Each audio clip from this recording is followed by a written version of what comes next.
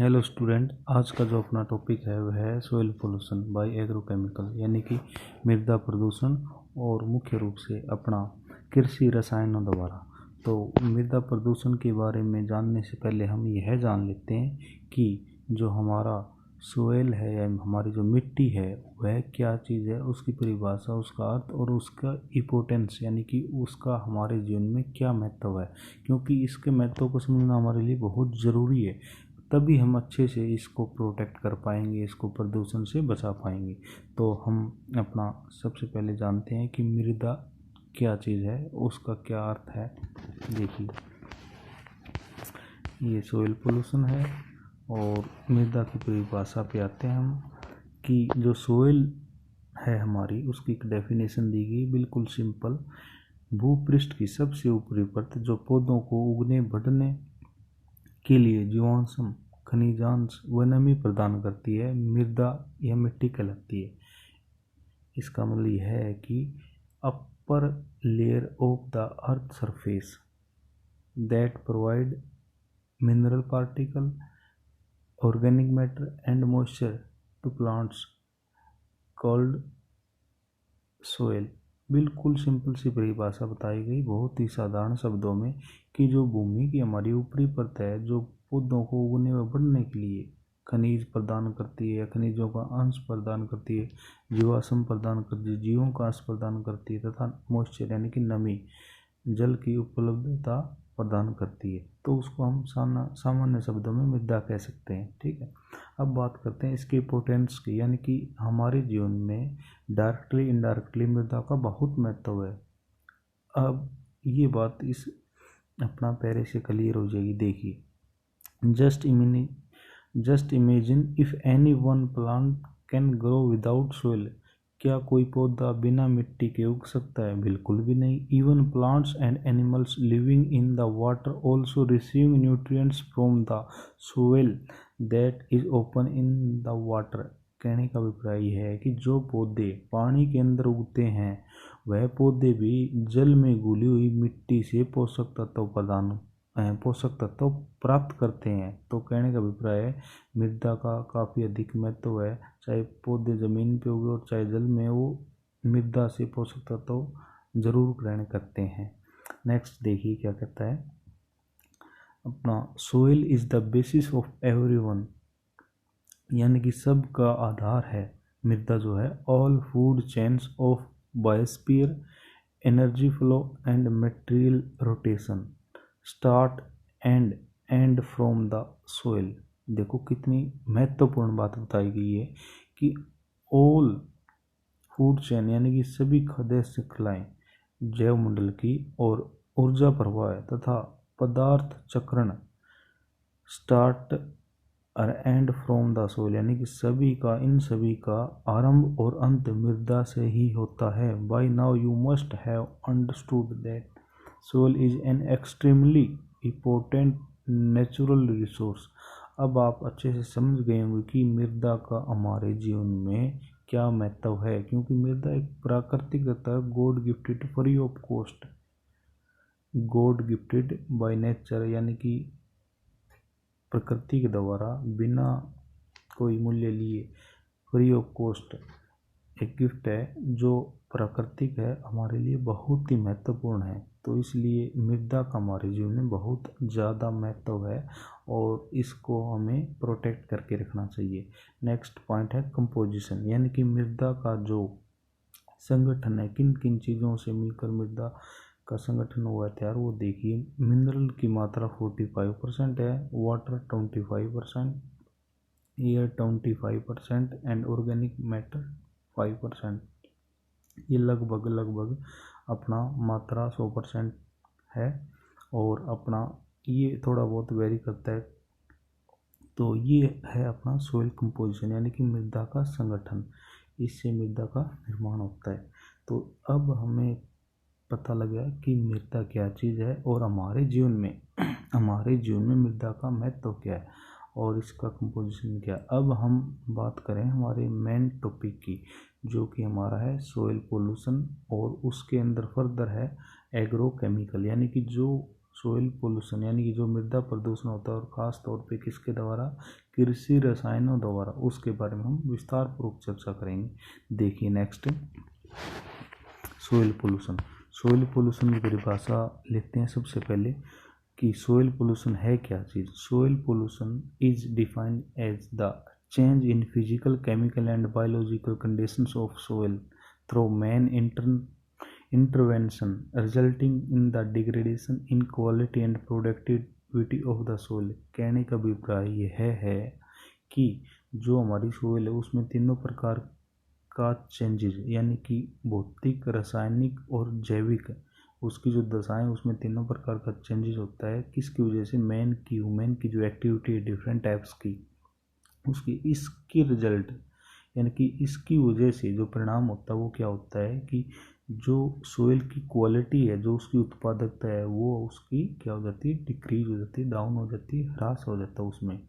तो कहने का अभिप्राय यह है कि मैन की डिफरेंट टाइप्स की एक्टिविटी की वजह से या किन अन्य कारणों की वजह से जो सोइल का डिग्रेडेशन हो रहा है, सोइल की जो क्वालिटी डिक्रीज हो रही है, उसको हम सामान्य शब्दों में अपना सोइल पोल्यूशन या मृदा प्रदूषण के तौर पे अपना ले सकते हैं। नेक्स्ट, सोइल पोल्यूशन का जो पॉइंट दिया है इसमें हम जानेंगे इस टॉपिक के अंदर कि सोइल पोल्यूशन क्या है, उसके कोजेज कौन से हैं, उसका प्रभाव क्या है और उसका सोल्यूशन, उसका समाधान या उसको उपाय कौन से हैं। अब जैसे हम देख सकते हैं कि यह एक अपना real picture of our modern society, ये हमारे जो आधुनिक समाज है उनका एक अपना वास्तविक चित्र है ये, कि जैसे देख सकते हैं हम किस प्रकार से लैंड पोल्यूशन या मिट्टी का जो अपना प्रदूषण है वो हो रहा है, किस प्रकार कूड़ा, डस्ट और अपना वेस्ट मटेरियल रोड के किनारे ओपनली बिखरा हुआ है। तो इस प्रकार ये जो सिचुएशन है ये अपना लैंड पोल्यूशन के अंदर काउंट करते हैं कि इसके अंदर अपना मिट्टी की जो क्वालिटी उसमें ह्रास होता जाता है। तो अब हम बात करेंगे कोजेज ऑफ सोइल पोल्यूशन की कौन से ऐसे कारण हैं जिनकी वजह से मुख्य रूप से अपना सोइल का जो है पोल्यूशन हो रहा है। मुख्य रूप से हम मृदा प्रदूषण के कारकों को दो भागों में बांट सकते हैं। पहला है अपना नेचुरल और दूसरा एंथ्रोपोजेनिक। नेचुरल में जो प्राकृतिक कारण है इसमें मुख्य रूप से वोल्केनिक एरप्शन यानी कि जो ज्वालामुखी की क्रिया होती है वह अपना लिक्विड तो निकलता ही है उसमें से, जैसे लावा निकलता है, अंदर जो मैग्मा होता है वो बाहर आकर के लावा कहलाता है और वह चारों तरफ फैल जाता है और वो उपजाऊ मृदा को नष्ट कर देता है, यानी कि ऑर्गेनिक मैटर नष्ट हो जाता है, मृदा की क्वालिटी डाउन हो जाती है। और अर्थक्वेक्स, कई बार भूकंप की वजह से भी उपजाऊ मृदा है वह नष्ट हो जाती है, दरार पड़ जाती है या अन्य किसी रूप में वो डिस्ट्रॉय हो जाती है। जियोग्राफिकल चेंजेस, भौगोलिक बदलावों की वजह से भी कई बार मृदा का क्या जो प्रदूषण है वो होता है, डायरेक्टली इनडायरेक्टली वे में। कई बार चेंजेस इन रेनफॉल पैटर्न, जो वर्षा का अपना पैटर्न है, प्रारूप है, उसकी वजह से भी, यानी कि कंटिन्यूसली कई एरियाज में वर्षा नहीं हो रही तो अपना ज़मीन है या जो एग्रीकल्चरेबल लैंड है वो धीरे धीरे डेजर्टिफिकेशन होता जा रहा है उसका, यानी कि मरुस्थलीकरण बढ़ रहा है। ज़मीन है जो पानी अपना खेती करने लायक वो क्या हो रही है, वो धीरे धीरे अपना वो मरुस्थलों में बदल रही है बिना पानी की वजह से, क्योंकि ये जो अपना रेनफॉल में चेंजेस है उसकी वजह से। नेक्स्ट है सुनामी। कई बार क्या होता है, जैसे कि पीछे जापान में बहुत बड़ी अपना डेंजरस टाइप की सुनामीज आई थी, काफ़ी ऊंची ऊंची लहरें समुद्र से, उससे क्या हुआ आसपास की एरियाज को बहुत बड़ा नुकसान हुआ और उपजाऊ मृदा भी उसके पानी के साथ बह के चली जाती है। तो इस प्रकार कुछ नेचुरल कोजेज है जो कि सोइल पोल्यूशन के घटित होने में काफ़ी उत्तरदायी है। नेक्स्ट जो पॉइंट है वो है एंथ्रोपोजेनिक, यानी कि मनुष्य द्वारा, मानवकृत, मनुष्य द्वारा कौन से कारक हैं जो कि सोइल पोल्यूशन करते हैं या मृदा को प्रदूषित करते हैं। मुख्य रूप से सॉलिड वेस्ट, जो ठोस कचरा है जो हम ओपनली डाल देते हैं बिना कुछ उसको ट्रीट किए, तो वो प्रमुख रूप से मृदा को प्रदूषित करता है। इसके अलावा एग्रीकल्चर प्रैक्टिसेस, यानी कि जो कृषि के अंदर विभिन्न प्रकार के हम प्रयोग करते हैं, काम करते हैं, उपाय करते हैं, या जो हमारे प्रैक्टिसेस हैं, लाइक फॉर एग्जांपल एग्रोकेमिकल जैसे हम यूज़ कर रहे हैं। हम जो इस टॉपिक में बात करेंगे वो मुख्य रूप से इसी से रिलेटेड है, एग्रीकल्चर प्रैक्टिसेस, और इसमें मुख्य रूप से है एग्रो केमिकल्स, यानी कि कृषि के अंदर जो हम विभिन्न प्रकार के रसायन यूज़ करते हैं उनकी वजह से किस प्रकार से अपना सोइल का पोल्यूशन हो रहा है और उसका क्या प्रभाव है और उसका क्या सोल्यूशन, इसके बारे में विस्तार पूर्वक चर्चा करेंगे। तो कारण हमने वैसे मोटे तौर पर डिटेल में इसी कारण के जाना है, और बाकी मोटे तौर पे हम जिक्र जरूर कर रहे हैं इन सब बातों का कि ये नेचुरल कारण है और ये मानवकृत कारण है। लेकिन एक जो मुख्य कारण है जिस पे हम चर्चा करेंगे वह है एग्रीकल्चरल प्रैक्टिसेस, यानी कि एग्रोकेमिकल। इसके अंदर हम डिटेल से बात करेंगे। नेक्स्ट है केमिकल वेस्टेज, यानी कि जो विभिन्न प्रकार की केमिकल इंडस्ट्रीज है उनसे निकलने वाला जो वेस्टेज है उसकी वजह से भी मृदा का बहुत अधिक मात्रा में प्रदूषण होता है। नेक्स्ट पॉइंट है रेडियो एक्टिव वेस्टेज, यानी कि जो रेडियो एक्टिव जो प्रोजेक्ट हमारे चल रहे हैं उनसे भी बहुत विभिन्न प्रकार का मटेरियल निकल रहा है। जो वेस्टेज है वो भी कहीं ओपनली डाला जाता है तो वो काफ़ी हद तक अपना मृदा को प्रदूषित करता है, नुकसान पहुंचाता है। नेक्स्ट है माइनिंग एंड स्मेल्टिंग, यानी कि जो विभिन्न प्रकार के हमें खाने हैं जहाँ कोयला निकाला जाता है, लोहा निकाला जाता है, माइनिंग के जो कार्य है और गलाने का जहाँ कार्य किया जाता है धातुओं को या अन्य किसी चीज़ को, तो वहाँ पे भी बहुत ज़्यादा वेस्ट निकलता है और वो मृदा को नुकसान पहुँचाता है जहाँ कहीं उसको डाला जाता है ओपनली बिना विदाउट ट्रीट किए। और नेक्स्ट जो पॉइंट है वह है कंस्ट्रक्शन एक्टिविटीज़, यानी कि जो कंस्ट्रक्शन वगैरह चलती है जहाँ पे निर्माणकारी कार्य चल रहा है वहाँ पे विभिन्न प्रकार की गतिविधि हैं, उनकी वजह से वहाँ के आसपास में या जो कंक्रीट है, जो मटेरियल है, जो वेस्ट के तौर पे है, वो कहीं ना कहीं डाला जाता है और उसकी वजह से मृदा क्या होती है, प्रदूषित होती है और मृदा को क्वालिटी है उसको नुकसान पहुंचता है। तो ये विभिन्न प्रकार के जो मानव जनित जो कारण है वो कहीं ना कहीं बहुत ज़्यादा सोइल को अपना पोल्यूट कर रहे हैं, उसको प्रदूषित कर रहे हैं।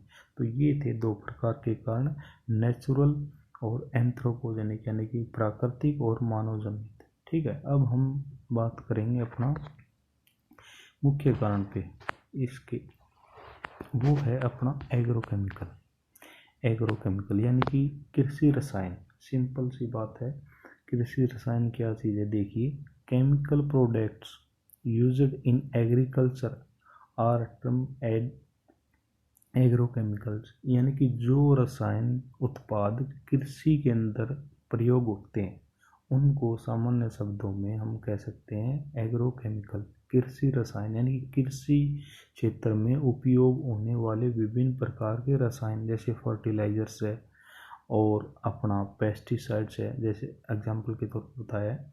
तो ये वो अपना प्रोडक्ट है केमिकल जो कि कृषि क्षेत्र में फसलों को भी ग्रोथ और उनको बढ़ाने, उनको डिफरेंट टाइप्स के डिजीज से प्रोटेक्ट करने के लिए यूज किए जाते हैं। ठीक है, तो मुख्य रूप से agrochemical refer to pesticide and fertilisers. मुख्य रूप से जो एग्रो केमिकल जो है, कृषि रसायन जो हैं, वो मुख्य रूप से प्रमुख रूप से कह सकते हैं वो पेस्टिसाइड और फर्टिलाइजर से ही अपना जुड़े होते हैं या इनसे संबंधित हैं। तो अब हम बात करेंगे अपना फर्टिलाइजर्स और अपना पेस्टिसाइड के बारे में। फर्टिलाइजर्स यानी कि उर्वरक, वो जो विभिन्न प्रकार की खाद्य सामग्री हम जो खेतों में फसलों को बढ़ाने के लिए डालते हैं उस फर्टिलाइजर्स की बात है। और पेस्टिसाइड यानी कि कीटनाशक, ये भी विभिन्न प्रकार के हैं, जैसे इंसेक्टिसाइड्स है, हर्बिसाइड्स है, फंगिसाइड्स है, एल्जीसाइड्स हैं, रोडेंटिसाइड्स है, मोलुसाइसाइड्स हैं, नेमेटिसाइड्स हैं, डिफरेंट टाइप्स के हैं और सभी के सभी पेस्टिसाइड के अंदर ही इंक्लूड किए जाते हैं। तो मुख्य रूप से दो प्रकार के हम कह सकते हैं एग्रोकेमिकल यानी कि कृषि रसायन है, जो कि एक तो फर्टिलाइज़र की श्रेणी में है और दूसरे हैं पेस्टिसाइड्स। ठीक है, तो इनको हम अच्छे से डिटेल से आगे डिस्कस करेंगे। देखिए, पहले आता है अपना फर्टिलाइजर्स कि फर्टिलाइज़र क्या होते हैं और उनका क्या काम है। Fertilizers. A fertilizer is any material of natural or synthetic origin that is applied to soil or to plant tissues to supply plant nutrients। यानी कि एक जो फर्टिलाइजर्स होता है वो प्राकृतिक या सिंथेटिक ओरिजिन का हो सकता है और जो सोइल के ऊपर या प्लांट टिश्यूज के ऊपर अपना अप्लाइड किया जाता है। और किस लिए?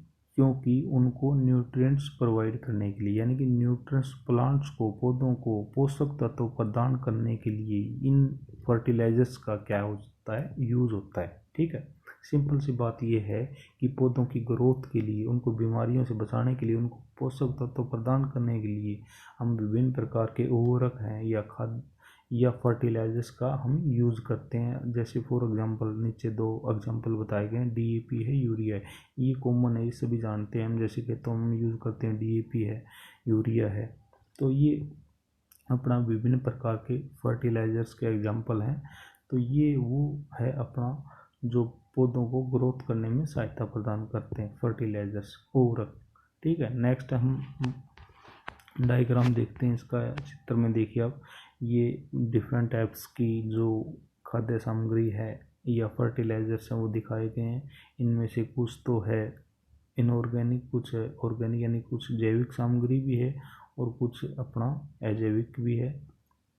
तो जैविक फर्टिलाइजर अच्छे होते हैं और अजैविक नुकसानदायक होते हैं, लेकिन आजकल बढ़ावा दिया जा रहा है जैविक को भी और अजैविक को कम किया जा रहा है डे टू डे। नेक्स्ट देखिए, टाइप्स ऑफ फर्टिलाइजर, यानी कि फर्टिलाइजर्स जो है वो कितने प्रकार के हैं।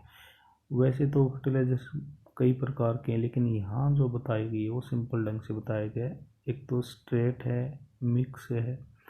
स्ट्रेट मिक्स मतलब सिंगल एलिमेंट से बना हुआ, मिक्स यानी कि मल्टी एलिमेंट से, कंप्लीट यानी कि जिसके अंदर तीनों महत्वपूर्ण जो तत्व हैं वो है यदि, तो वह कंप्लीट है, और यदि तीनों नहीं है तो वो इनकम्प्लीट फॉर्म में काउंट होता है। ऑर्गेनिक यानी कि जैविक है तो ऑर्गेनिक कहलाएगा।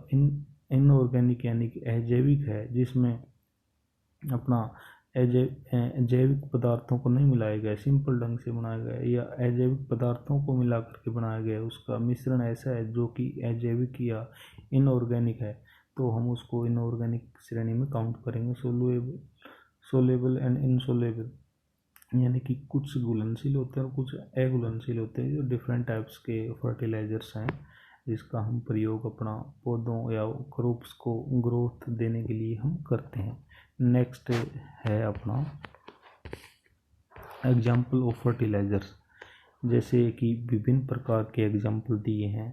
यूरिया है, काइन मोप है, अमोनिया नाइट्रेट है, ammonia sulphate, ground phosphate rock और बाजा ऑर्गेनिक एस्पेक्ट फैक्ट्री फर्टिलाइजर्स, स्डा फर्टिलाइजर्स। डिफरेंट टाइप्स के फर्टिलाइजर्स के एग्जांपल दिए हुए हैं।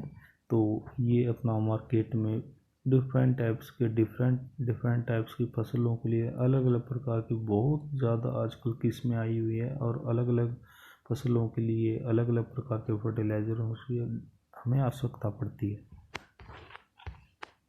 नेक्स्ट देखिए, पेस्टिसाइड्स। पेस्टिसाइड का अभिप्राय है कीटनाशकों से। अब हम थोड़ा ब्रीफ में ये जान लेते हैं कि कीटनाशक होते हैं क्या है।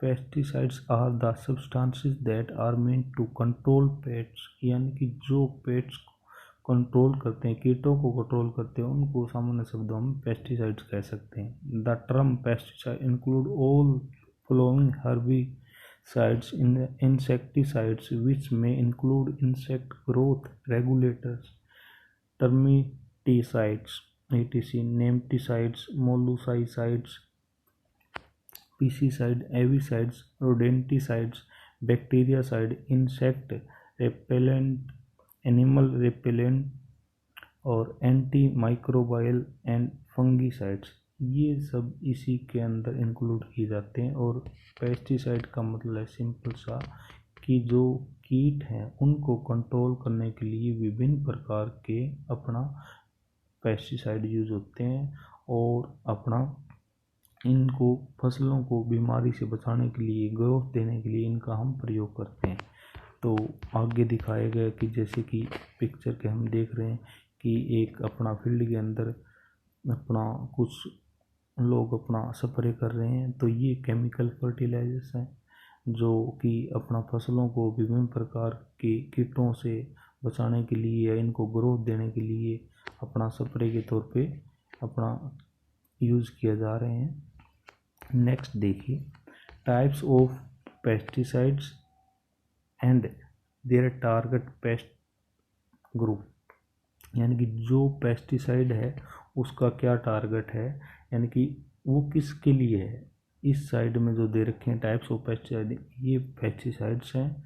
और ये साथ वाली जो है अपना बॉक्स या फ्रंट वाले जो है, ये इनके जो हैं टारगेट हैं, यानी कि इनको इस चीज़ को टारगेट करने के लिए बनाया गया है।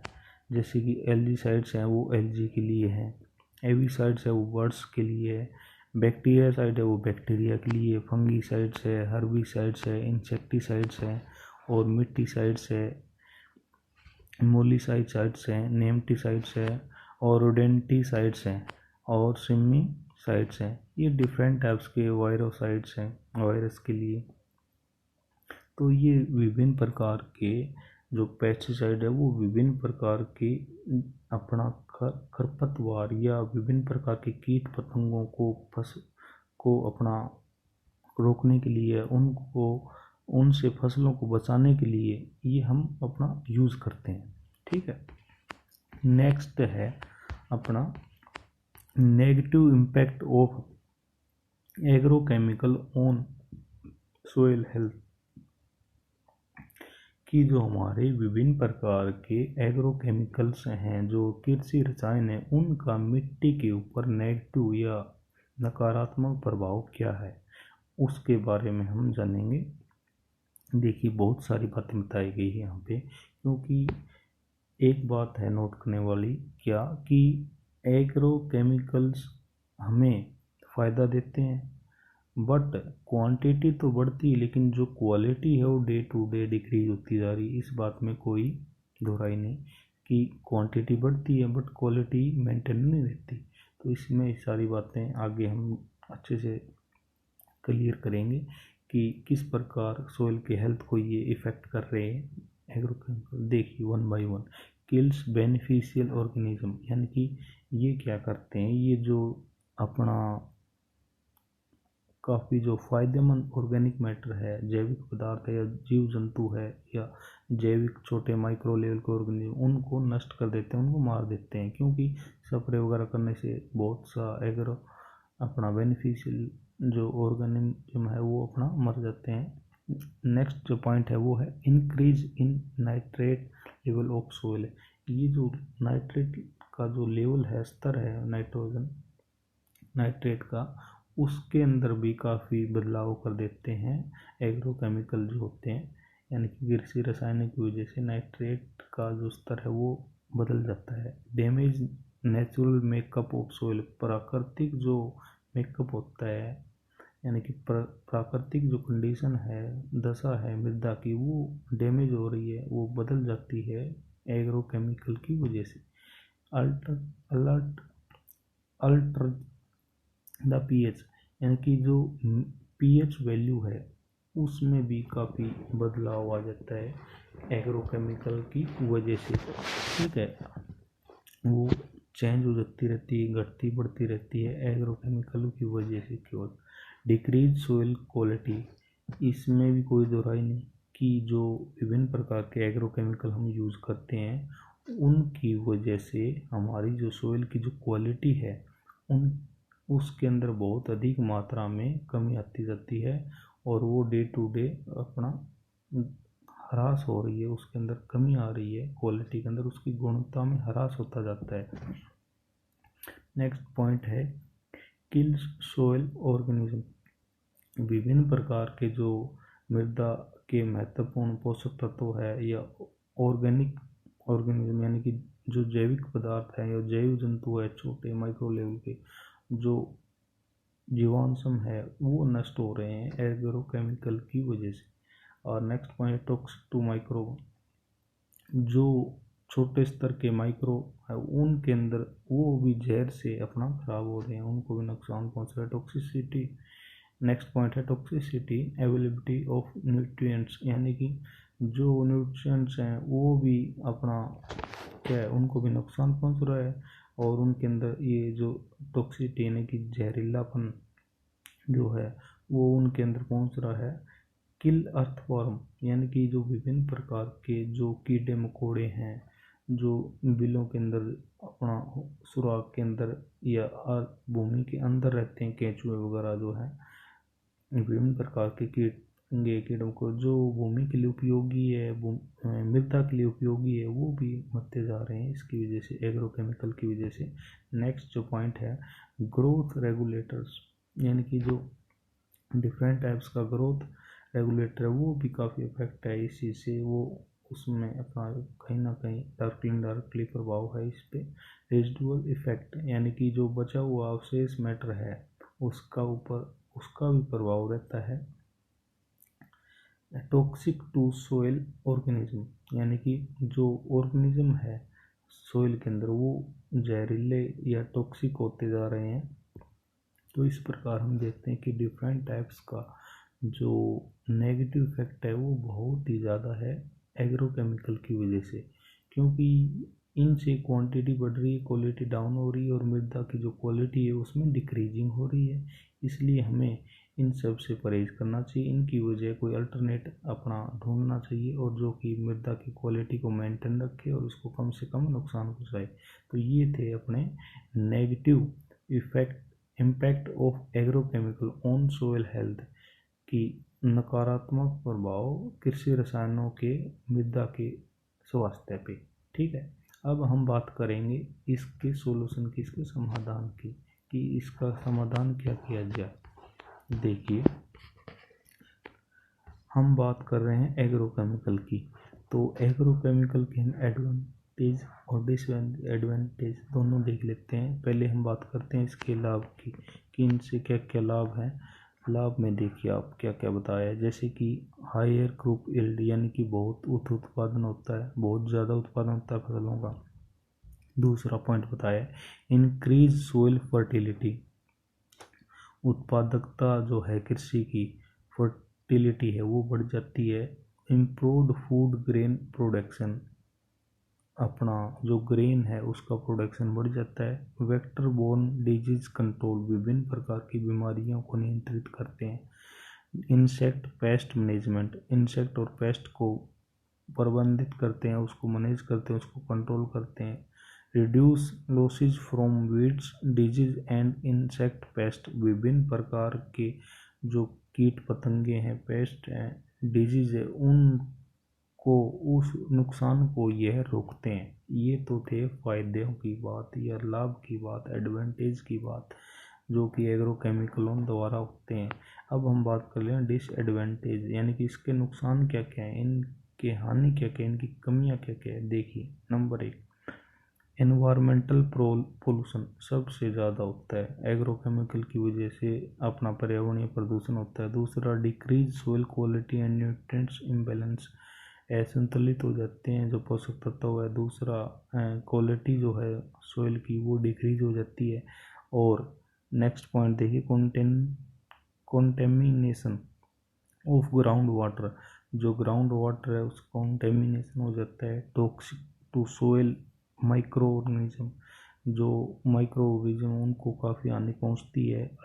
अल्टर फूड क्वालिटी, जो हमारी खाद्य गुणवत्ता उसमें भी काफ़ी बदलाव देखने को मिलता है। Residual effect on the human health, और मुख्य रूप से अपना ह्यूमन यानी कि मनुष्य का जो हेल्थ है, स्वास्थ्य है, उसके ऊपर भी प्रभाव देखने को मिलता है। तो एडवांटेज कम है, उसका नुकसान ज़्यादा है।